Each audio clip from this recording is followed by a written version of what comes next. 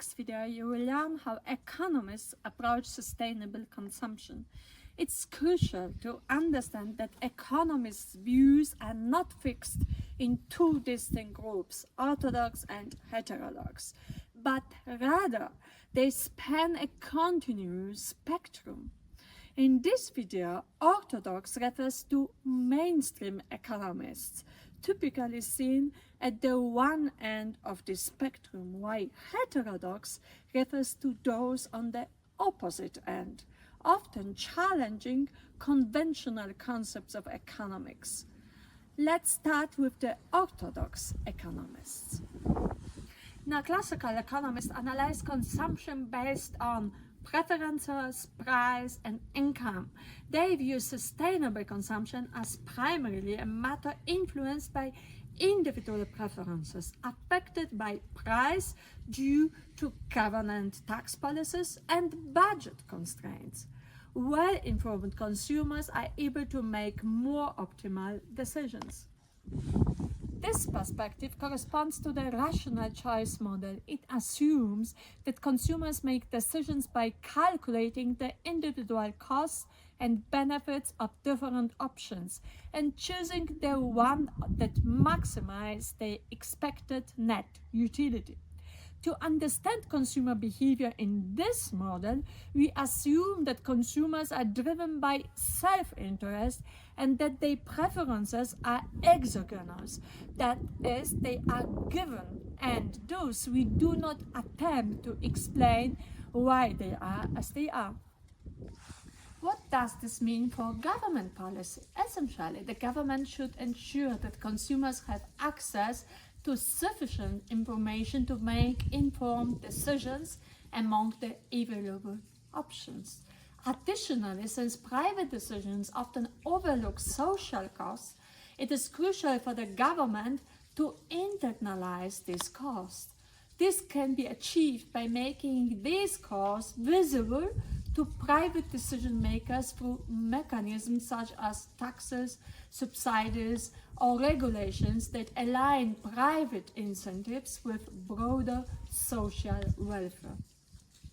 Orthodox economists believe sustainable consumption is driven by individual choice and free will. Consumers decide when to buy a product and the price they are willing to pay. But what motivates a consumer to make sustainable choices? Let's explore two key explanations. First, consumers may prefer green products because they value environmental sustainability higher than less sustainable options. Second, some consumers are motivated by altruism, choosing products that ensure no harm to others, such as avoiding goods produced with forced labor. I will introduce another aspect, the substitution effect, later in the discussion. Having pro-environmental, sustainable, or altruistic preferences may not be enough. Consumers often encounter two major barriers. Firstly, availability and choice constraints matter. The demand for certain goods can only be met if these products are available and offer a diverse range. For example, reducing meat consumption while dining out can be challenging in Spain, where many dishes predominantly feature meat. Similarly, finding clothing that respects human rights and is made from sustainable or recycled materials can be challenging. The products may be scarce or have limited selection, often because they cater to niche markets that aren't large enough for companies to profit from expanding their range significantly. Secondly, price and income barriers count. The cost of environmentally and socially sustainable products can be so high that they become inaccessible to most except the wealthiest individuals. However, research indicates that middle-income consumers, not the wealthiest, are often the most committed to sustainable consumption. Now we have reached a crucial point. As we discuss the role of price and income, Let's examine the impact on sustainable consumption from a global perspective, focusing on both high-income and low-income countries. In wealthy countries and among affluent societal segments, lifestyle are typically more resource-intensive, leading to higher per capita carbon emissions, even with advancement in energy efficiency. As a result, the smaller, wealthier part of the world's population contributes disproportionately to global emissions. For example, although the European Union has only 5.2% of the world's population, it is responsible for 7.4% of global CO2 emissions. Similarly, the United States, with just 4% of the world's population, is responsible for the staggering 13.6% of global CO2 emissions. Although per capita emissions in the European Union are decreasing as a result of improved energy efficiency, they are still 3 times higher than in the middle-income countries and 21 times higher than in low-income countries. By contrast, in the United States, where improvements in energy efficiency have been less significant, per capita emissions are 2.7 times higher than in the European Union. Globally, low-income countries have smaller carbon footprints, even though they use more energy to produce the same amount of goods and services compared to more efficient countries. However, as these countries grow economically, their emissions patterns start to change.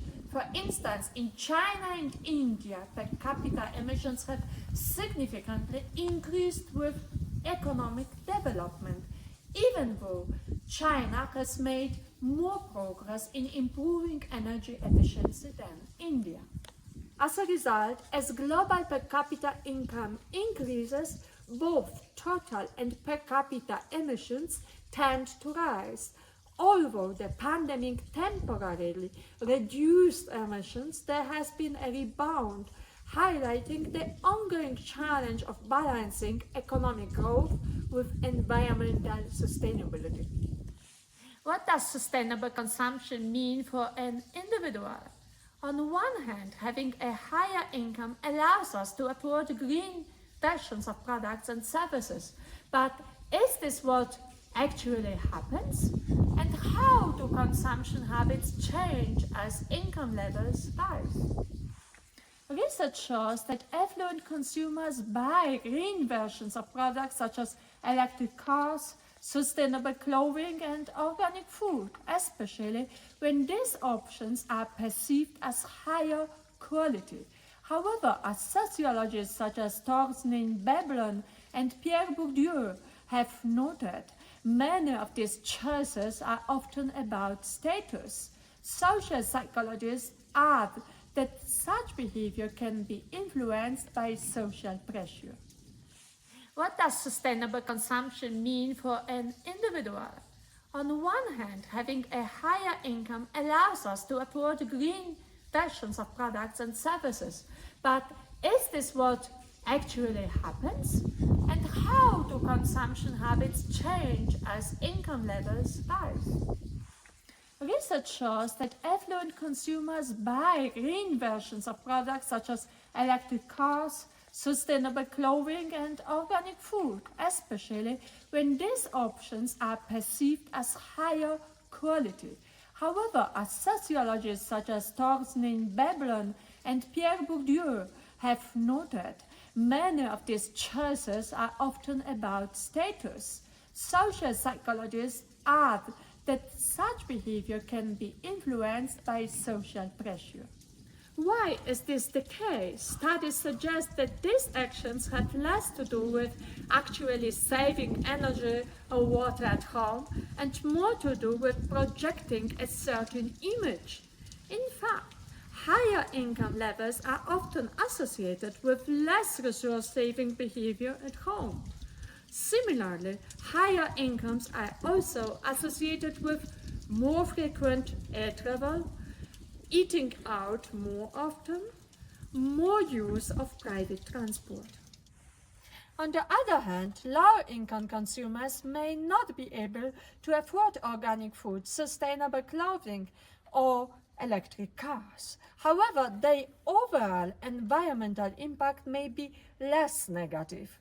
They are more likely to use public transport, participate in shared consumption, save money by using less energy and water, especially if these resources are expensive. Even if they drive an older car with higher emissions, they tend to drive fewer kilometers simply because they cannot afford to drive more.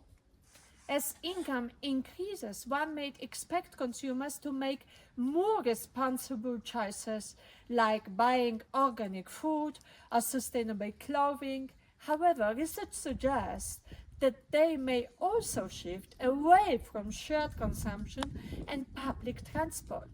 They might travel more by air, use more energy and water at home, choose private transport over public options. This is where the income and substitution effect come into play. Let's look at the income effect. The income effect describes how changes in income affect consumer choices. As income increases, individuals may shift away from goods that are perceived to be of lower quality, such as public transport or processed foods, towards alternatives that are perceived to be of higher quality. There are two effects, positive and negative. Positive: with more income, a person may choose organic food over processed options, benefiting both health and sustainability. But there is also negative impact. On the other hand, they may stop using public transport in favor of private car, leading to higher carbon emissions and increased traffic. Higher incomes also tend to lead to increased consumption of luxury goods. These goods may include green options, but are not always sustainable overall. For example, buying an electric car may seem environmentally friendly, but the production of electric motors or batteries involves toxic processes and resource-intensive mining. Next, let's discuss the substitution effect. The substitution effect occurs when changes in prices lead consumers to switch between more expensive and less expensive goods. For example, if organic products are more expensive, people may buy fewer of them and choose cheaper conventional options instead. However, if these organic products are viewed as luxury items or status symbols, what economists call positional goods, as discussed by Veblen and Bourdieu, the higher price can actually increase demand among wealthy consumers as the cost signals quality or status. Companies also play a role by controlling information about their product sustainability. Through marketing, they appeal to others' consumer preferences, positioning high-priced items as high quality or more sustainable. However, these products often serve as status symbols rather than being genuinely sustainable. This marketing strategy often excludes lower-income individuals from buying these products, which can lead to them being unfairly labeled as not environmentally conscious or less concerned about sustainability. Meanwhile, wealthier consumers who can afford these products are portrayed as being more supportive of sustainability, though this is only part of the truth. In summary, to an orthodox economist, sustainable consumption is simply one type of consumption within the broader economy. They view the decision to consume sustainable as influenced by ecological or altruistic preferences, personal values that prioritize the environment or social responsibility. Income effect: how changes in income impact the ability to purchase sustainable goods. substitution effect, how shifts in relative prices cause consumers to substitute one good for another, potentially choosing sustainable options if they see greater value or status. Understanding these economic effects reveals why sustainable consumption is more complex than just providing green products. It involves multiple factors: income levels, price perception, social status, and the availability of genuinely sustainable options. Recognizing these dynamics is essential to developing policies and strategies that promote sustainability across all income groups. As you reflect on this lecture, consider the following questions. Implications for business. What do these economic insights mean for business strategies? Should companies focus on making affordable, widely available organic products, or is there more profit in positioning them as luxury items that symbolize status? How does this decision affect access to sustainable consumption for different income levels? Lessons for government policy. What can governments learn from this economic approach? Should they work to make sustainable products more affordable and accessible, or regulate marketing strategies that present these products as luxury items? What role should their government play in encouraging sustainable consumption? Critique the approach. What are the shortcomings of the Orthodox economic view on sustainable consumption? Does it ignore important issues like social inequality, environmental justice, or the broader impact of consumer behavior beyond purely economic considerations? By considering these questions, you will deepen your understanding of the complexities involved in promoting sustainable consumption. Think about how different stakeholders, consumers, businesses, and government can contribute to more inclusive and effective solutions. Thank you for watching. If you have any thoughts or answers to these questions, please share them in the comments below.